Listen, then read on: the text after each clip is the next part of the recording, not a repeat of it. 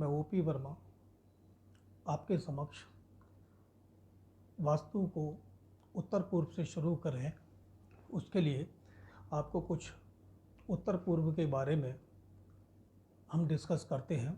आप सभी लोगों को वैसे तो पता है वास्तु के बारे में, मगर वास्तु का अगर हम ध्यान ना रखें तो ये हमें किस किस तरीके से हमें परेशान करती है और एक डायरेक्शन दूसरी डायरेक्शन की थिंग्स को किस तरह से निचोड़ती है और किस तरह से हमारे जीवन के ऊपर उनके प्रभाव पड़ते हैं, हम उस बारे में आज डिस्कस करेंगे। नॉर्थ ईस्ट पोर्शन, नए विचार, हमारी सोच में स्पष्टता, अंतर्बोध जैसे हम बोलते हैं इंट्यूशन पावर, इसके लिए जो हमें प्रज्ञा चाहिए, इसके लिए जो हमें बुद्धि चाहिए, वो सब हमारे को उत्तर पूर्व नॉर्थ ईस्ट कॉर्नर से मिलती है। कोई भी नया विचार अपने अंदर कोई ना कोई इच्छा समेटे हुए जरूर होता है। विज्ञानमय कोश से उठकर जो विचार हमारे अंदर आता है, विज्ञानमय कोश जो हमारा एक अंतर्बोध मन होता है, जो उठकर हमारे पास आता है, उसको हम आइडिया बोलते हैं। जो आइडिया हमारे पास आते हैं, उन आइडियों को जिससे हम अपनी जीवन की कई समस्याओं को सुलझाते हैं, समाधान करते हैं, तो वो जो आइडियाज़ आते हैं वो हमारे को इस डायरेक्शन से आते हैं। अगर ये डायरेक्शन हमारी शुद्ध है तो हमारे जीवन के अंदर कई उलझनें आती हैं जिसका हमें समाधान मिल जाता है, तो हमें समाधान इन डायरेक्शन से मिल जाता है। ग्रहणशील मन, रिसीविंग मन, हमारा जो दिमाग है, मन है, जागृत अवस्था में बहुत कम होता है। जागृत अवस्था में हम ऊपरी विचारों में एक अलग से खोए रहते हैं। बहुत कम लोगों के पास मन की ये ग्रहणशीलता जागृत अवस्था में होती है। जागृत अवस्था में ग्रहणशील मन हमारा कब होता है? ग्रहणशील मन हमारा तब होता है जब हम नींद में होते हैं, तब मन रिसीवर होता है, रिसेप्टिव होता है। हम नींद के अंदर बिल्कुल जैसा हमारा मन चाहता है वैसे हम चीज़ें ग्रहण कर लेते हैं। इसीलिए मन की ग्रहणशीलता को गहरी नींद के साथ हम जोड़ सकते हैं। नींद में मन ग्रहणशील हो जाता है, जागृत अवस्था में बहिर्मुखी रहता है। इसीलिए वैदिक अल्केमी, वैदिक शास्त्र के अंदर, वास्तु शास्त्र के अंदर इस बात को बहुत गहराई से समझा गया कि मन की ग्रहणशीलता, जब हमारे ऋषि मुनियों ने इन चीज़ों को समझा कि हाथ जोड़ के जब हम किसी आयाम को, किसी चीज़ को सोचते हैं और आंख बंद कर लेते हैं तो उसी समय मन हमारा ग्रहणशील हो जाता है। तो ऋषि मुनियों ने इस पॉइंट को पकड़ा, तो उन्होंने सोचा कि मनुष्य को प्रेयर करनी चाहिए, ध्यान करना चाहिए।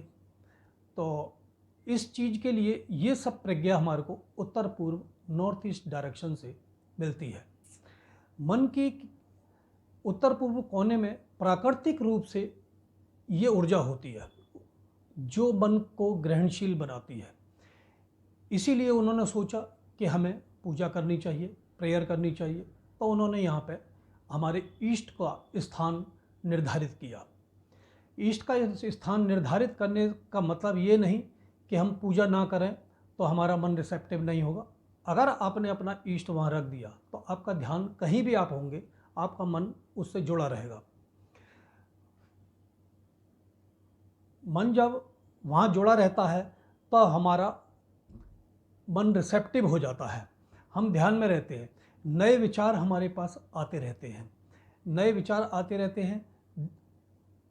अब ये ही वास्तु के अंदर ये सब चीज़ें तो ठीक है, मगर अगर ये मंदिर हमारा किसी और डायरेक्शन में हुआ तो उसके वास्तु में क्या प्रभाव पड़ते हैं, वास्तु इन चीज़ों के लिए देखता है। सबको मालूम है कि नॉर्थ ईस्ट के अंदर हमारा मंदिर होना चाहिए, नॉर्थ ईस्ट में हमारा ध्यान होना चाहिए। मगर अगर ये नॉर्थ ईस्ट का मंदिर सामने की डायरेक्शन में, साउथ वेस्ट में, दक्षिण पश्चिम में अगर ये आ गया, जो कि हमारी डिस्पोजल जोन है, विसर्जन की जोन है, जहाँ पे हम अपने अंतर के वास्तु के अंदर के परमात्मा को कह रहे हैं कि हम तुम्हें विसर्जित करते हैं, अगर यहाँ मंदिर आ गया तो हमारी परमात्मा से जो कनेक्टिविटी है वो विसर्जित हो जाएगी। यानी कि हम जो भी पूजा पाठ करेंगे, एक तो हमारा मन नहीं लगेगा, आर्गुमेंटल नेचर हो जाएगी, थोड़े से हमारे अंदर अहंकार पैदा हो जाएगा, मन डिस्टर्ब रहेगा, जहाँ से हमारे को डिप्रेशन की चीज़ें पैदा होती हैं।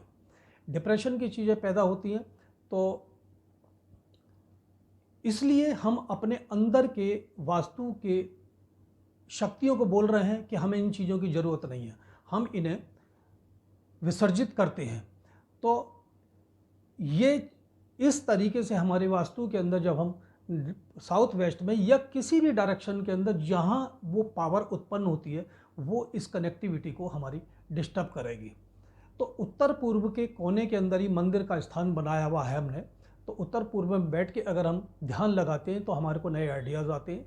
हमारे घर के अंदर हमारा बड़े बुजुर्ग जो हैं, जो करता हैं, उन लोगों का काम धंधा ठीक तरीके से चलता है। अब इसमें कई सारी चीज़ें हैं कि उत्तर पूर्व कॉर्नर के अंदर अगर किचन आ जाए, उत्तर पूर्व कॉर्नर के अंदर अगर यंगस्टर का बेडरूम आ जाए, उत्तर पूर्व कॉर्नर के अंदर अगर बाथरूम आ जाए, तो क्या क्या किस किस तरीके की हमारे को परेशानी होती ज़रूर है। आज नहीं तो कल ज़रूर ही उससे रिलेटेड परेशानी होंगी।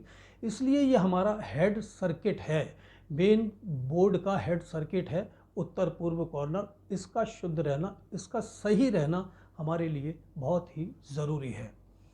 अब इसी तरीके से हमारे एक मित्र थे, वो हमारे पास आए, देखा हमने उन्हें, बहुत पुराने जानकार हैं। तो उन्होंने बताया कि भाई मेरा मन ध्यान में बहुत करता है करने के लिए, बहुत मन करता है कि पूजा पाठ करूं, मगर पता नहीं क्यों मन नहीं लग पाता है। तो क्या आप कुछ देख के बतलाएंगे हमारे को कि हम ये क्या प्रॉब्लम है, क्योंकि आपने वास्तु के अंदर बहुत सारी चीज़ें देखी हैं, बहुत सारी चीज़ें बताई हैं। तो हमारा मन किया तो हम उनके घर गए। घर जाने के बाद हमने क्या देखा कि जो अंतर्बोध का कॉर्नर है, नए विचार का कॉर्नर, ध्यान का कॉर्नर, उत्तर पूर्व कॉर्नर, उनका वास्तु बिल्कुल ठीक था। मगर उन्होंने क्या करा हुआ था, उत्तर पूर्व कॉर्नर के अंदर उन्होंने पीछे पहाड़ के डेकोरेशन करी हुई थी, जहाँ से झरने बह रहे थे, लाइटिंग लगा रखी थी, जो उनके ध्यान में अवरोध पैदा कर रहे थे। तो हमने उसके साथ साथ उसको हटाया। उसके हटाने के बाद वास्तु की अंदर की प्रोग्रामिंग थोड़ी सी और देखी, उसको भी हमने रेक्टिफाई किया। थोड़े टाइम के बाद में उनका ध्यान लगने लगा। वो बड़े खुश हुए कि मैं 10 साल से बड़ा परेशान था कि इस नए मकान में मैं आया हूँ, मेरा ध्यान नहीं लग रहा है और 24 घंटे मेरा दिमाग डिस्टर्ब रहता है, एक बोझ सा रहता है, भारीपन सा रहता है। अब डॉक्टरों के पास भी उन्होंने कई इलाज किए, कोई समस्या का समाधान नहीं हुआ, क्योंकि घर में जो हेड सर्किट है उसके ऊपर हमने वजन रखा हुआ है। तो जैसे ही हमने उन चीज़ों को वहाँ से हटवाया, थोड़ी सी वास्तु की रेक्टिफिकेशन और किया, अंदर की प्रोग्रामिंग करी और करी, तो उनको जो जो चीज़ें उनके जीवन के अंदर रुकी हुई थी वो चीज़ें उनको मिलनी शुरू हो गई।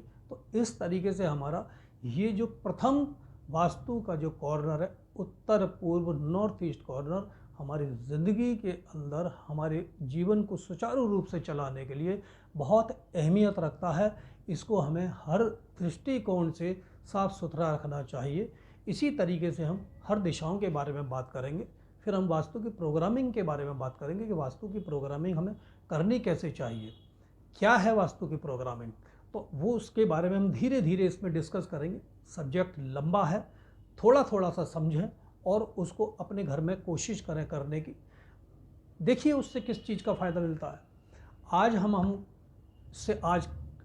आज से शुरू कर रहे हैं आपके लिए एक नई और विधि कि हम हर ग्रह से रिलेटेड, हर डायरेक्शन से रिलेटेड जो जो परेशानियाँ, उत्तर पूर्व का कॉर्नर अगर आपका ख़राब है तो परिवार में, बच्चों की शादी में, लड़कियों की शादी में अवरोध उत्पन्न हो सकते हैं। शादी हुई है तो उसमें डिस्टर्बेंस भी आ सकती है, क्योंकि उत्तर पूर्व कॉर्नर की, इस परिवार की, इस घर की एनर्जी लेके जब हम शादी करते हैं या कुछ भी करते हैं तो हमारे जीवन के अंदर खुशियाँ, बाहर परेशानियाँ सब हमारे को यहीं से ही पैदा होती हैं, जो हमारे शरीर के सारे हार्मोन्स में मिल जाती हैं। तो उस चीज़ के लिए हम क्या करें, उस चीज़ के लिए यहाँ बृहस्पति का उपाय करें, जो बहुत जाना परखा उपाय है। बृहस्पति के 40 दिन तक मैं सिर्फ मंत्रों की रेमेडीज़ देता हूँ। ये रेमेडीज़ किसी चीज़ का, कोई इस चीज़ का तोड़ नहीं है, इसके आगे सब चीज़ें फेल हैं। तो कृपया आप इस चीज़ को समझें। 40 दिन 4 माला बृहस्पति के मंत्र की 3 केले रखकर जरूर करें। प्रतिदिन जप के बाद वो 3 केले गाय को खिला दें। देखिए आपकी 40 दिन के बाद में आपकी मनोकामना, जिस धारणा से आप काम करते हैं, अगर आपका बृहस्पति वीक है या एग्जॉल्टेड है ये ज़रूरत से ज़्यादा उचका है और परेशानी क्रिएट कर रहा है, आपके विचारों के अंदर अवरोध कर रहा है, तो उसको बैलेंस करने के लिए, कमज़ोर है तो बैलेंस हो जाएगा, एग्जॉल्टेड है, बढ़ा हुआ है, उचका है और विशेष ताकत लिए हुए तो बैलेंस हो जाएगा। आपके जीवन के अंदर 40 दिन में खुशियाँ मिलनी शुरू हो जाएंगी। तो बृहस्पति के मंत्र को आप 40 दिन तक जप करिए। 4 माला रोज, 3 केले रख कर पूजा जप के बाद वो केले आप गाय को खिला दें। देखिए आपके कैसे काम होते हैं, कैसे आयाम होते हैं। नमस्कार, जय हिंद। अगले एपिसोड में हम आपसे ईस्ट नॉर्थ ईस्ट, पूर्व उत्तर पूर्व के बारे में बात करेंगे और देखेंगे कि ये आयाम हमारे को क्या चीज़ देती है और इसके उलझने से, इसके खराब होने से हमारे को